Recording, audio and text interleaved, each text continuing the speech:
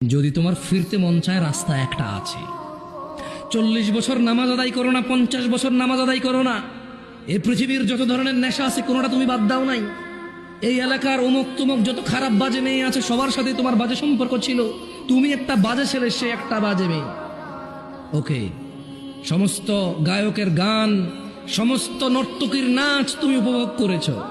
শোনো, 40 বছরের অপরাধ, 50, 60, 70-এর অপরাধ, শোনো, রাস্তা একটা আছে। ও বোন, ও ভাই,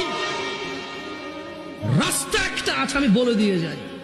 হাদিস থেকে বলবো না যে তুমি বলবা জাল, দইফ, এইটা হাসান কিনা, সহি কিনা, কেউ তোমাকে বিভ্রান্ত করবে, আমি ওখান থেকে বলবো।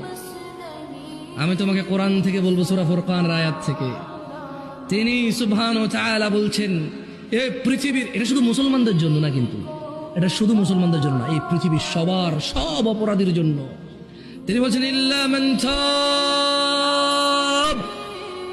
অতঃপর যে অপরাধ ছেড়ে ফিরে আসে, ওয়া আমানা, আল্লাহর প্রতি ঈমান আনে, ওয়া আমিলা আমালান সালিহা, এবং যে সৎ কর্ম করে, ফাউলাইকা ইউবাদদিলুল্লাহু সাইয়্যাতিহিম হাসানাত, যে তওবা করে ফিরে আসে, ঈমান আনে, ভালো কাজ করে, আল্লাহ তার জীবনের যত গুনাহ আছে সবগুলোকে নেকি